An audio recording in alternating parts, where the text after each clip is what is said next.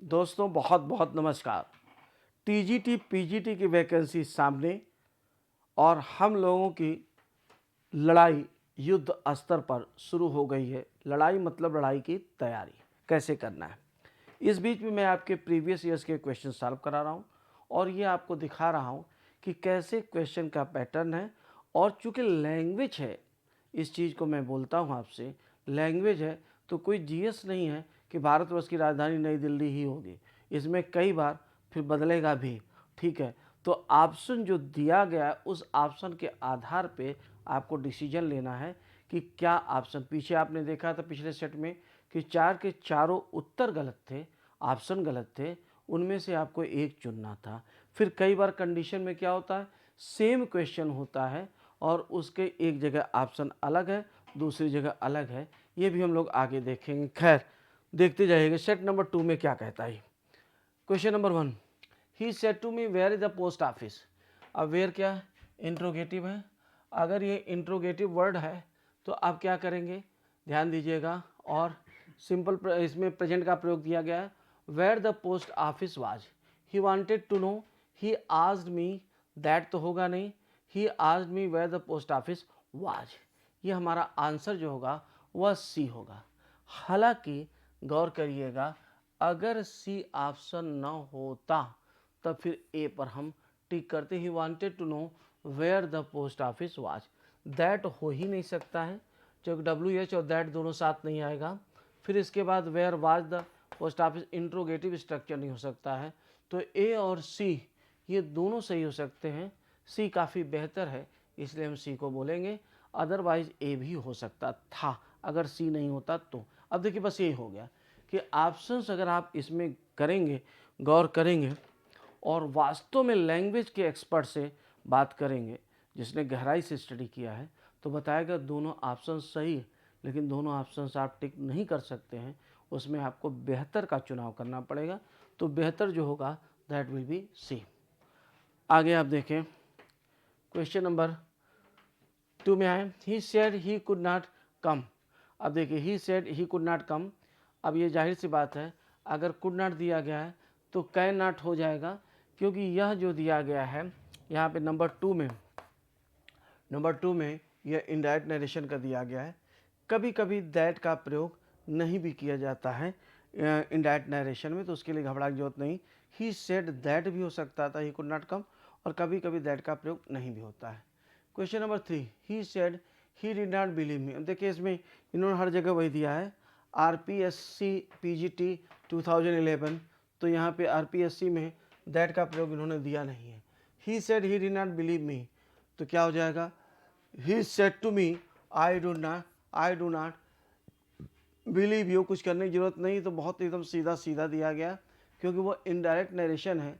और अगर हम आंख मूंद करके भी अंदाज लगा लें तो ये क्या दिया गया, एक ही डायरेक्ट नरेशन का दिया गया, सी हो जाएगा।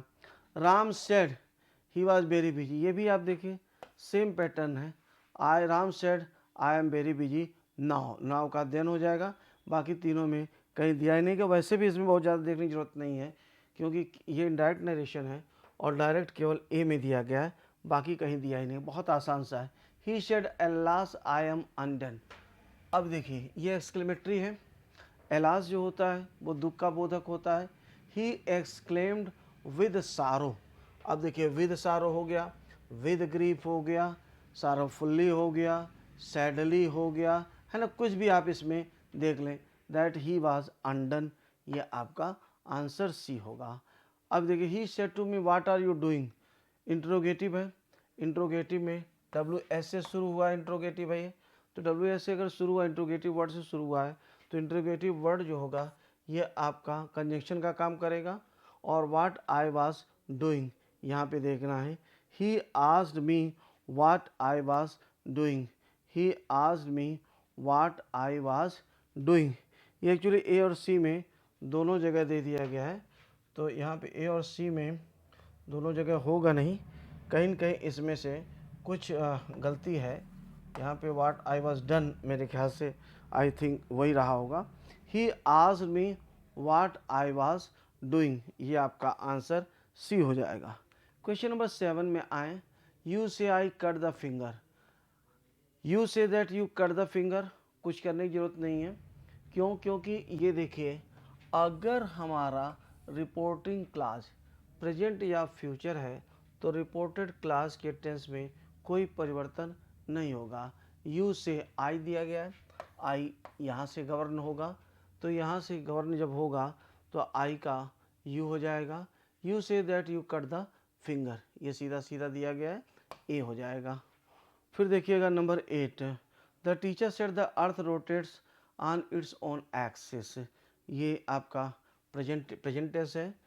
अच्छा, और दूसरी बात ये सार्वभौमिक सत्य है। अगर सार्वभौमिक सत्य है तो क्या है, what change is required in the verb rotates if the following sentence is converted into the indirect speech. ध्यान दीजिएगा, नो चेंज इज रिक्वायर्ड। क्यों नो चेंज इज रिक्वायर्ड? क्योंकि सार्वभौमिक सत्य में कोई परिवर्तन नहीं होता है। आगे 9 नंबर पे आइएगा, क्या कहता है आपका, which of the following will be the correct indirect speech if the statement given below is change into it. अच्छा, he said that he would leave those papers there, he said that he should leave those papers there, he said that he would leave these papers, he said that he would leave, गौर करिएगा, those papers here. इसमें अगर हम बात ध्यान दें तो पहली बात तो ये देखिएगा, हियर में नहीं रह जाएगा, ये कट हो जाएगा, यहाँ से हम लोग इसको हमने डिलीट कर दिया।